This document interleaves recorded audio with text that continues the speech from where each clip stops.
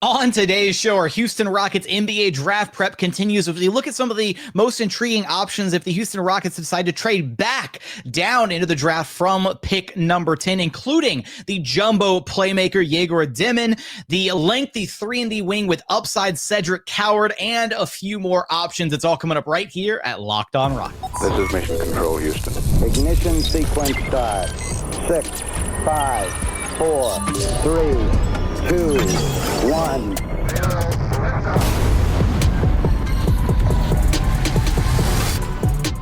What's up and welcome to another edition of Locked On Rockets, your daily podcast home for everything Houston Rockets basketball. As always, I'm your host, Jackson Gatlin, native Houstonian and credentialed media member. I'm also the host of Locked On NBA Thursdays. Be sure to follow along wherever you listen to your podcasts or on YouTube. Just search Locked On Rockets, where the best way you can help us grow our show is to listen every single day on a podcast platform you're choosing, and then like, comment, subscribe on YouTube.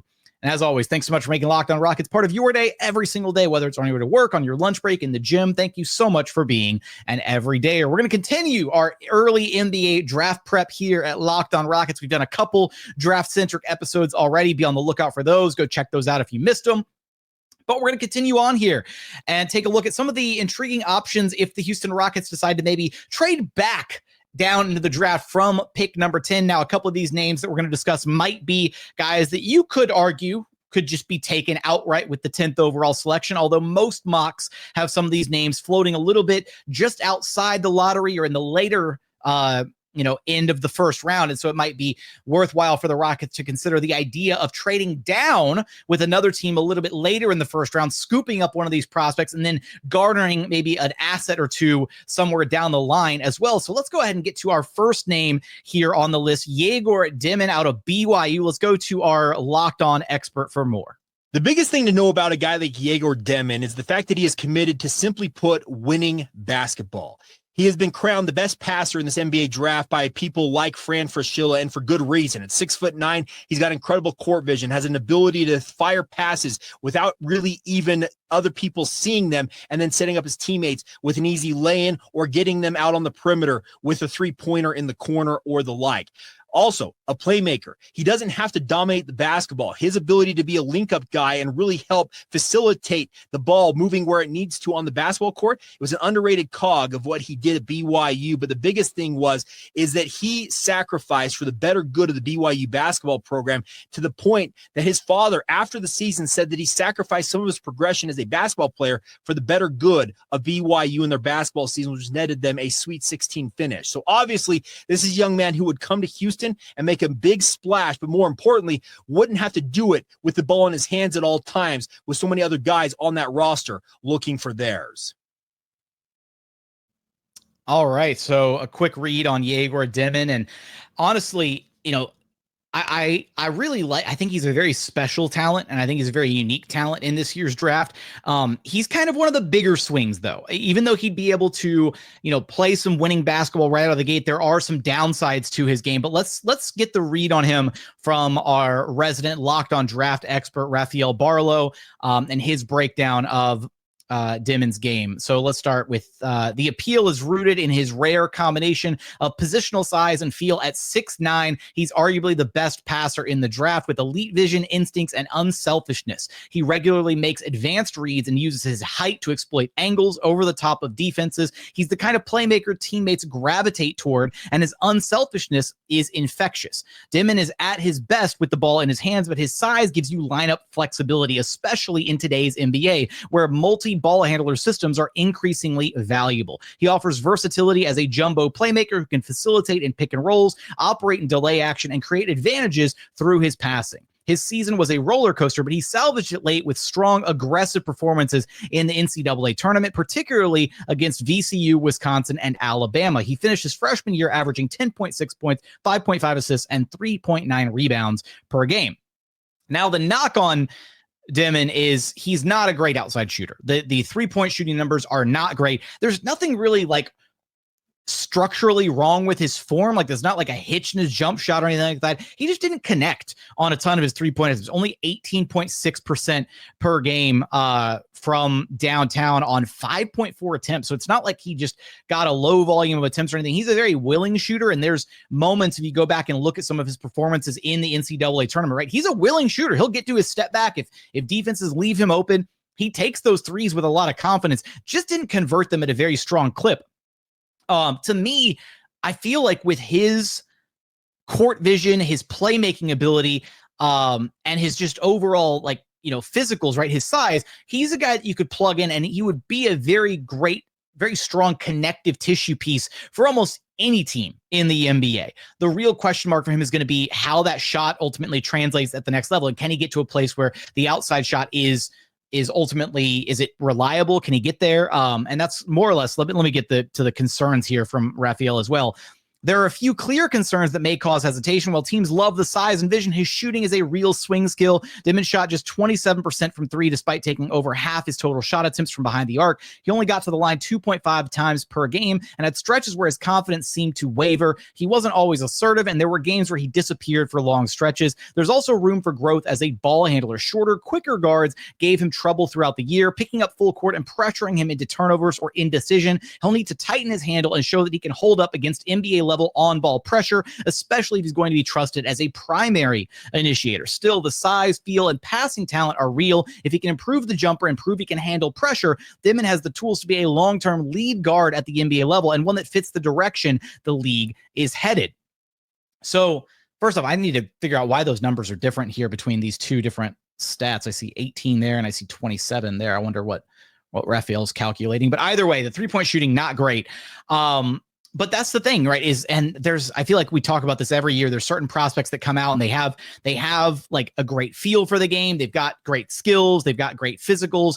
And then it's the shot is almost always like, that's the swing skill for certain guys. And some guys figure it out, right? Some guys stay in the gym and they work on their shot and they get to a place where it's respectable at the NBA level and the defenses can't game plan for them. And it's not a weakness in their game. We're hopefully seeing the beginnings of that with Demin Thompson, right? As he's working on his shot, really, beefed up the corner 3-point shooting this season, got to a place where he was much more comfortable taking some pull-up middies when defenses were really sagging off of him. But that's going to be kind of the knock on Demin right out of the gate, is how effective is he going to be at the next level if teams are daring him to shoot shots? Is he going to come out like there's a lot of like early Josh Giddey to his game, I guess, is the best way to look at it. Although he's a bit bigger, he, would be a jumbo playmaker and you could play him at either one of the forward spots and feel pretty good about it. As opposed to Giddey, who is a bit more, of a guards, a jumbo guard as opposed to a jumbo sized wing. So I don't know. I think he's a very intriguing prospect and he's a very, very much a high upside kind of pick. I don't necessarily know if he's a guy that, the Rockets could necessarily plug and play as early as next season, somewhere in the rotation. Maybe if they made, a big swing or a trade for a star level player and they needed, to plug up that 9th or 10th spot in the rotation. I don't know if Demin would be ready right out of the gate to contribute to winning NBA basketball right from the jump. But there's a lot to like there. The playmaking is certainly interesting, and it would, it'd be interesting to see how he would coexist with certain players on the Rockets roster, right? You could envision a world where guys like Reed Shepherd and Jalen Green and Cam Whitmore, even Demin Thompson to a lesser degree, right? All these different guys who could thrive playing off of a guy like Demin, who has such great court vision, great feel for the game, great ability to involve his teammates, whether it's in transition or attacking out of the half court and getting downhill, using his size to see over the top of the defense. There's a lot to like there. He's a very intriguing prospect. I definitely want your thoughts on Egor Demin in the YouTube comments. Coming up, we're going to talk about our next prospect here on the list, Cedric Coward, who's a guy that a lot of people really like, a 3-and-D wing with massive upside and a massive wingspan. We're going to get there in just one moment.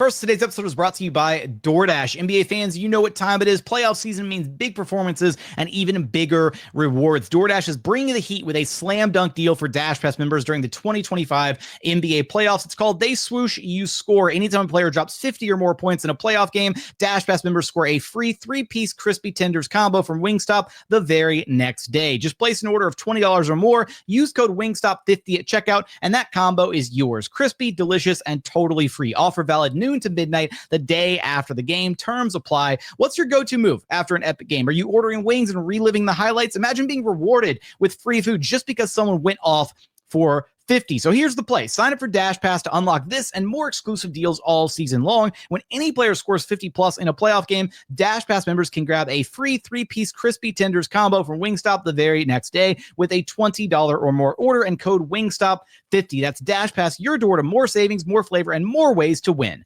Terms apply.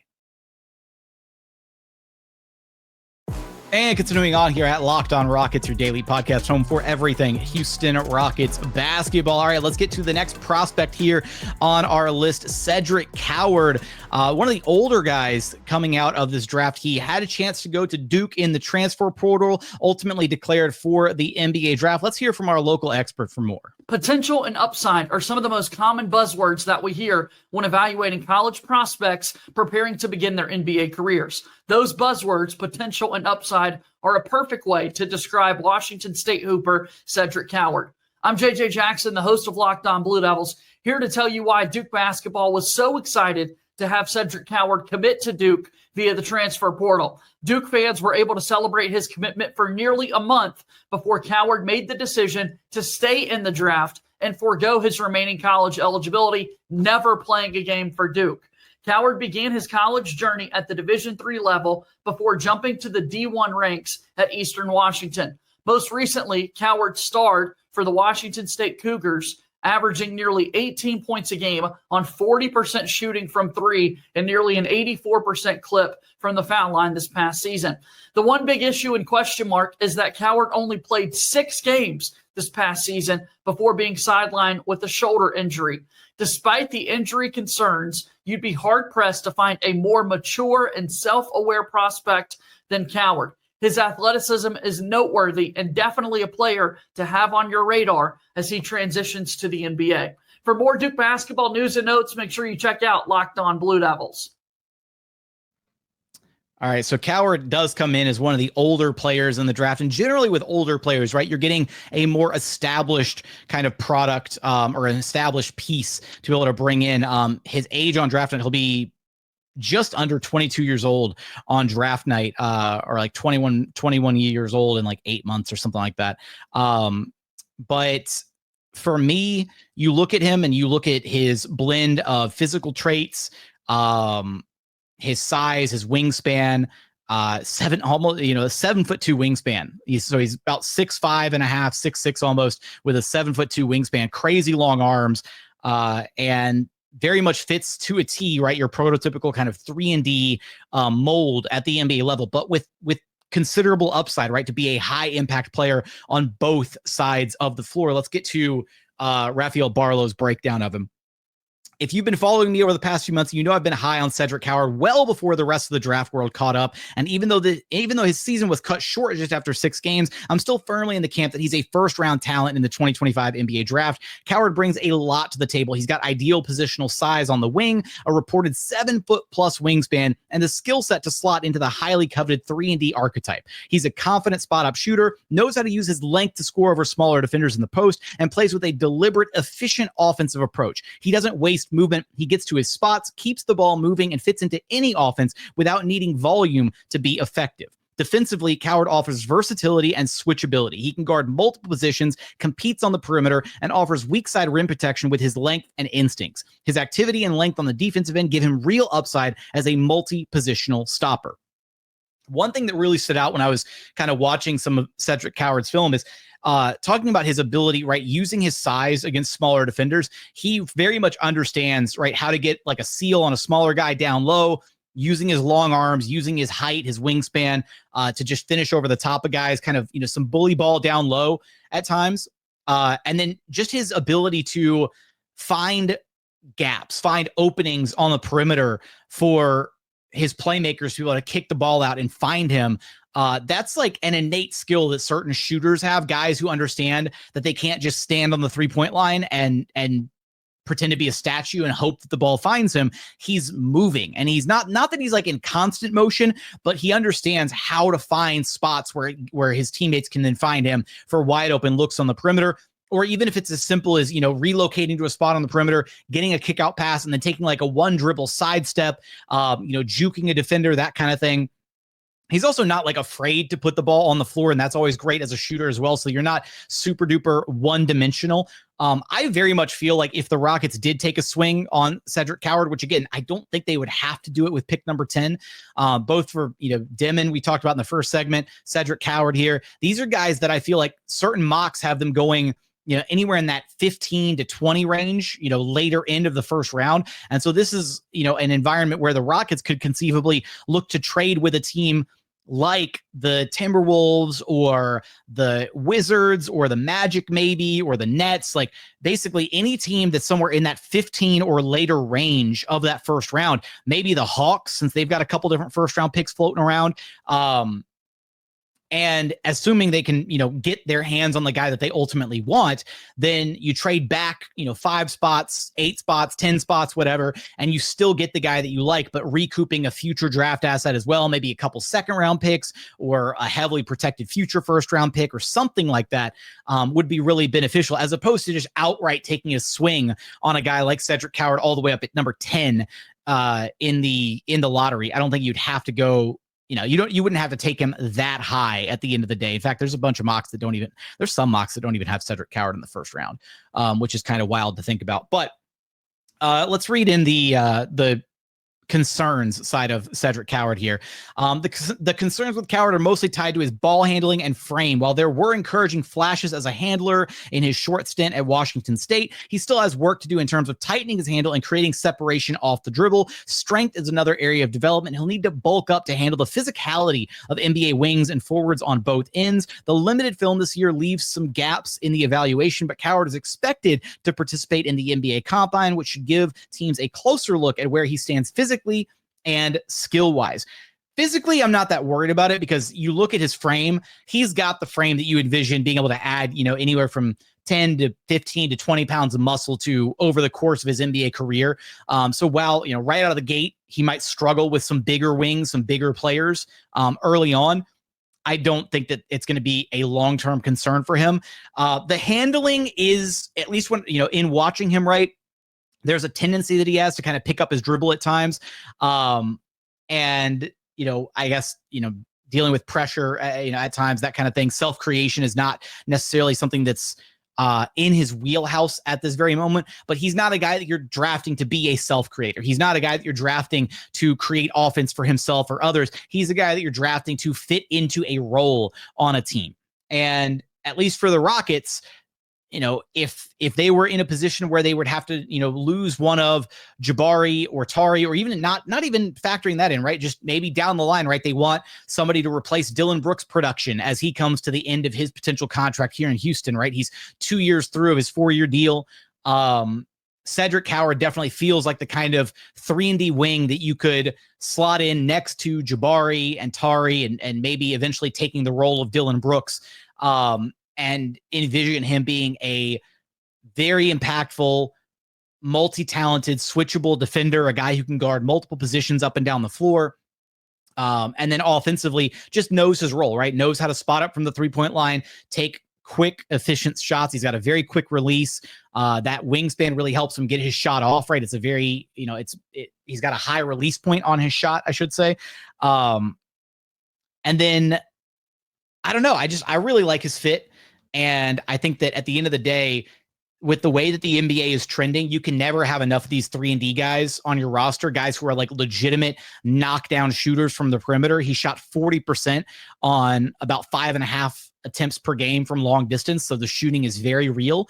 And when you get a guy who is an older product, right, he's coming in as more of a finished product. So maybe, some less, I guess, like upside for him to turn into. He's not gonna suddenly like blossom into a star player or something to that degree.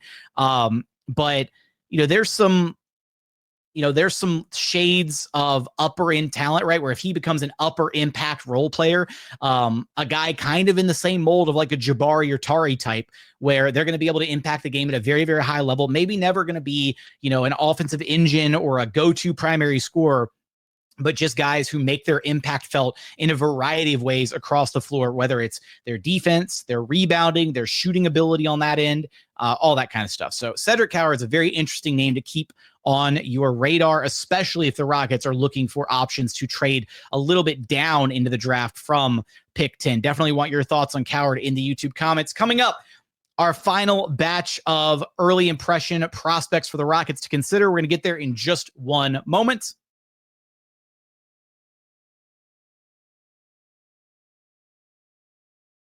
And final segment here at Locked On Rockets, your daily podcast home for everything Houston Rockets basketball. All right, let's get to our next prospect here on the list, Nick Clifford. Let's go to our Locked On expert for more. What's not to like about Colorado State guard Nick Clifford? I'm Andy Patton, the co-host of the Locked On College Basketball Podcast. Clifford did a little bit of everything last year for the Rams.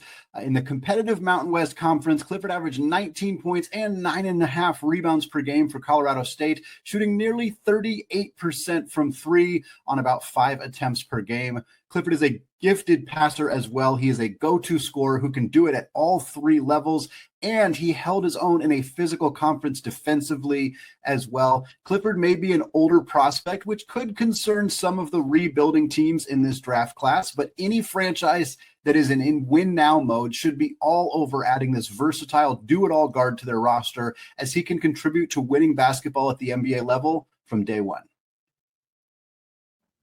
Yeah, Clifford is definitely a guy that if the Rockets wanted to add somebody that they think can help as early as next season, these are different names that I'm starting to take a look at, right? If the Rockets decide to go star chasing, if they decide that they want to backfill their roster with some more young talent because they're going to lose maybe other key rotation guys and they need cheaper talent, or, guys that are going to be on long-term rookie scale deals. If they elect to go chase, a Giannis or a Booker or something like that, Clifford is definitely a guy that I could see being impactful next season. Let's get the read on him from Raphael Barlow. Nick Clifford is a do-it-all wing who quietly built a case as one of the most complete and productive prospects in the 2025 class. At 6'6", he brings size, feel, and versatility to the wing position and might be the best rebounding wing in the entire draft. He averaged 18.9 points, 9.6 rebounds, and 4.4 assists per game this season, routinely stuffing the stat sheet while serving as a primary option for Colorado State. Clifford thrives in a variety of roles. He can slash to the basket, make plays for his teammates, and serve as a secondary ball handler or connective passer in half-court settings. His outside shooting has held steady. He shot 37% from deep this year after also hitting 37% from three the season prior, and his shot selection has matured. What stood out even more is his improved aggressiveness. He got to the line 5 times per game this season, up from 2.3 free throw attempts last year, showing he's more comfortable attacking closeouts and initiating contact. More than anything, Clifford's value lies in his adaptability. He doesn't need the ball to be effective, consistently contributes on both ends, and fits seamlessly into multiple systems. That plug-and-play versatility makes him a top 25 prospect despite his age. Flat out a guy that the Rockets could draft and probably trust to be ready for some NBA caliber minutes next season. And that's rare. That's the thing about an older prospect, somebody who comes in, their bodies are a bit more mature, right? Their games are more well-rounded and mature. You don't have those deer in headlights moments that you get when you draft, a 19-year-old, a 20-year-old who's only played maybe, 1 year, in college, or 1 year in a professional program or overseas, that kind of thing. You don't have to wait as long for those guys to be ready to make an impact early on, right out of the gate. Now, the downsides with Clifford, there aren't many red flags, but the swing skill is clearly his shooting. If Clifford is going to carve out a role as a 3-and-D wing or any kind of off-ball contributor, he'll need to knock down threes at a high level. While the college numbers are solid, his long-term success could hinge on how reliably he can stretch the floor. The difference between Nick Clifford being, one of the better 3-and-D wings in the NBA and just being a serviceable, like so-so end of the bench kind of rotation guy is definitely going to be, is he a 38, 39, 40% three-point shooter, or is he a 33, 34, 35, 36% three-point shooter, right? Like, which side of the spectrum is he ultimately going to fall on? The back-to-back years averaging 37% from deep is encouraging, but you could definitely see how if that I'm not going to say it's fluky. 2 years in a row is hard to kind of fluke, but if those numbers regress at the NBA level, maybe the NBA range is a little bit harder to hit for him, that kind of thing. We've seen wacky stuff happen with shot profiles whenever players go from college to the NBA. So, if that doesn't hold up, then as well-rounded as the rest of his game is, there's not anything that he necessarily does at an elite level outside of just being a really well-rounded prospect to where if he's hurting you offensively by not being an adequate floor spacer, that's where you could see him start to drop a little bit. So I like him. I think he's one of the most complete players in this year's draft for sure. Here's the final guy that I wanted to bring up. And this is a guy that you could probably get in the second round. There are mocks like, I really like this kid. And the moment he crossed my radar, I was like, this is somebody that the Rockets need to take a heavy look at. Ryan Caulkner. Let's go to our local expert for more. Ryan Caulkner is arguably the best two-way center in the entire draft class. I'm Andy Patton, co-host of the Locked On College Basketball Podcast. Caulkner spent 5 years at Creighton and was named the Big East Defensive Player of the Year an astonishing 4 times, leading the conference in block shots 3 years in a row. Caulkner is an elite rim protector and a highly efficient scorer, shooting over 70% on two-point attempts in each of the past 3 seasons. He also showed flashes as a floor spacer last year, hitting just under 35% of his threes. It wasn't on a super high volume, but the ability to space the floor makes him an even more valuable and potentially tantalizing prospect at the NBA level. It's not a guaranteed part of his game just yet, but the defense and touch around the rim is more than enough to give Caulkner a 5+ year career in the NBA. That makes him well worth a pick in the second round of the NBA draft, despite being among the older prospects in this draft class. So yeah, Caulkner comes in.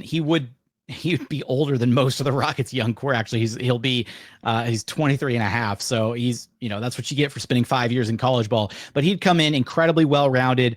And he gives the Rockets a very interesting look as a backup big potentially. One, the inside presence is legit, right? Moves well defensively. And then offensively, those flashes of floor spacing are really interesting to consider. To me, he feels like kind of like a copy and paste of a young Brook Lopez. And people forget maybe that Brook Lopez, when he came into the NBA, he was not a floor spacing big, right? He added the 3-ball to his game later on in his career. And that's what really transformed him into such a unique type player as opposed to just, a lumbering, back to the basket kind of traditional big. He added the floor spacing, he added the 3-point shot. And then suddenly he was a DPOY level talent with a burner from long distance. And Caulkner at least shows signs of maybe being able to have that as part of his game as well. Let's get to our breakdown from Barlow here. When it comes to interior efficiency, few in college basketball can match Caulkner's resume. Over 169 career games. Nice. He shot 65.8% from the field, making him one of the most dependable low post scorers in the country. At 7'1" and 270 pounds, he brings imposing size, but what separates him is his soft touch, coordination, and polished footwork. He scores with both hands, has a go-to jump hook, and finishes over either shoulder with patience and poise. He doesn't rush or force looks. He lets the game come to him and consistently capitalizes on favorable matchups. He's also more than just a scorer. Caulkner is an underrated passer, regularly finding cutters and spot up shooters out of the post. He keeps the ball high, plays under control, and rarely makes mistakes in one-on-one situations. Fundamentally, he's one of the most polished bigs in the class. High IQ, technically sound, and always in the right spot. He was a 3-time Big East Defensive Player of the Year and brought strong positional awareness as a rim protector and interior anchor. Look, it's college ball, and the NBA game is very different, but at the same time, that resume speaks for itself. And if the Rockets could add a guy with his skill set, his size, to their kind of big man arsenal, you've got Alperen Sengun right now. You're likely to bring Steven Adams back. TBD on Jock Landale. He's just kind of like a walking, breathing TPE at this point. But Caulkner would give them a different look, right? He gives them another, like a legitimate jumbo 7-footer, a guy that you could conceivably run in some drop coverage sets, because even Steven Adams, right? The Rockets never really ran drop coverage with him. They basically just ran zone defense the full time that Adams was out there. But then you start to factor in the idea that Caulkner can play above the rim. as a lob threat, which whenever I got to bring up lob threat, I got to go find there. Lob threat. So he gives the Rockets some vertical floor spacing as well, offensively. Defensively, gives them the opportunity to run some different looks out there. Some very intriguing possibilities with him. And again, this is a guy that could be had early second round. So if the Rockets elect to trade out of pick number 10, or maybe they want to trade down from pick number 10, for example, like the Wolves. The Wolves have pick 17, and they also have the first pick in the second round. So if the Rockets could trade down from pick 10 and get pick 17 and pick 31 from Minnesota, if there's a guy that Minnesota really, really likes at pick number 10, then the Rockets could be afforded the opportunity to walk away with somebody. They could walk away with Cedric Coward and Ryan Caulkner potentially if they wanted to on draft night. That's the benefit of having a lottery pick. That's the benefit of having that 10th overall selection. It gives you the opportunity to come up with, possible trades to be able to walk away with kind of a 2-for-1 with two prospects that you're really high on as opposed to just one. Now let's go to the downsides for Caulkner really quickly before we wrap up. The questions for Caulkner are less about what he's done and more about how it translates. He's not an ideal NBA athlete. While mobile for his size, his lateral quickness and recovery speed are average, and teams will likely target him in space and ball screens. He's a drop coverage big through and through, and his ability to survive switches is questionable at the NBA level. Offensively, his value is almost entirely tied to the paint. He doesn't consistently stretch the floor, and in a league that increasingly demands versatility from its bigs, whether it's rim running, shooting, or switching, Caulkner's throwback profile may limit his role. He's elite at what he does, but what he does may not be in high demand in today's game. That's the interesting thing here, right? Is at the NBA draft combine, Caulkner's shot, it was like 14 of 27. I'm going off rip here, from 3-point range in the 3-point shooting drill. The form looks solid, and being as impactful as he can probably be with his size defensively, with the rebounding that it brings, the low post scoring as well. He doesn't have to be a knockdown 40% 3-point shooter, but there's something about this kid, man. Whatever team ultimately gets him, if it's not the Rockets, if it's another team, I feel like he's going to have a really bright NBA career. And I think he's going to be one of those 3-and-D bigs that you see kind of blossoming, where he'll be able to provide that 5-out spacing. And hell, if the Rockets went and got themselves Giannis Antetokounmpo and won the Giannis sweepstakes, what better way than to have a young Brook Lopez type to pair with Giannis here in Houston, and kind of replicate some of the success that they had together in Milwaukee. I don't know. I really like this kid. I think he's got a very interesting profile. Very curious your thoughts on him. Very curious your thoughts on Clifford. Share everything that you've got for me in the YouTube comments. Appreciate you for tuning in. Remember, the best way to help us grow our show is to listen every single day on a podcast platform you're choosing, and then like, comment, subscribe on YouTube. But as always, thank you so much for watching. Thank you so much for listening. And we look forward to having you back right here at Locked On Rockets, your daily podcast home for everything Houston Rockets basketball.